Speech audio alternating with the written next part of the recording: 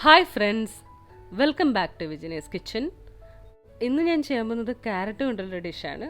ഇതൊരു north Indian ഡിഷാണ്. വളരെ ടേസ്റ്റി ആയിട്ടുള്ള ചോറിനും ചപ്പാത്തിക്കൊക്കെ പറ്റിയൊരു ഡിഷാണ്. ഇതെങ്ങനെയാണ് ചെയ്യുന്നതെന്ന് നമുക്ക് നോക്കാം. ഞാനിപ്പോൾ ഒരു പാൻ ചൂടാക്കാൻ വെച്ചിട്ടുണ്ട്. നമുക്കിതിലോട്ട് കുറച്ച് എണ്ണ ഒഴിച്ചു കൊടുക്കാം. എണ്ണ ചൂടായിട്ടുണ്ട്. നമുക്കിതിൽ കുറച്ച് കടുക് ചേർത്ത് കൊടുക്കാം.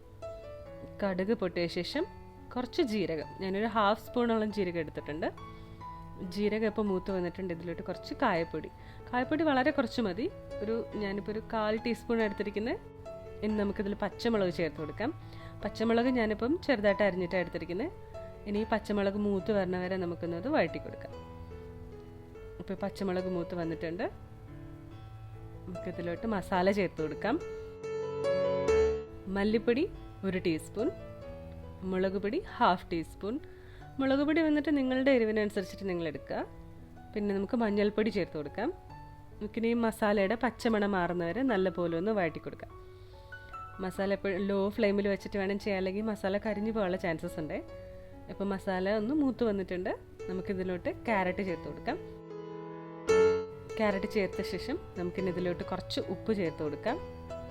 ഇതെല്ലാം കൂടെ ഒന്ന് മസാല നല്ലപോലെ ഈ ക്യാരറ്റിൽ പുരണ്ട് വരുന്നവരെ നമുക്ക് ഒന്ന് ജസ്റ്റ് നല്ലപോലെ ഒന്ന് വഴറ്റി കൊടുക്കണം. അപ്പോൾ മസാലയൊക്കെ ക്യാരറ്റിൽ പിടിച്ച് വന്നിട്ടുണ്ട്. നമുക്കിതിനെ അടച്ചു വെച്ച ശേഷം മീഡിയം ഫ്ലെയിമിൽ കുക്ക് ചെയ്യാം. ക്യാരറ്റ് വേവാൻ അങ്ങനെ ഒരുപാട് സമയമൊന്നും വേണ്ട.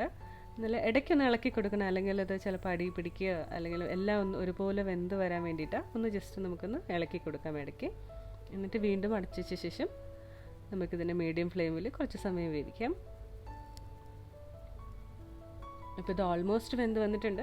ഇനി സ്റ്റൗ ഓഫ് ചെയ്യുന്നതിന് മുമ്പായിട്ട് നമുക്ക് കുറച്ച് ആംചൂർ പൗഡർ, ഇത് 1/2 ടീസ്പൂണുള്ള ആംചൂർ പൗഡർ ഞാൻ എടുത്തിട്ടുണ്ട്.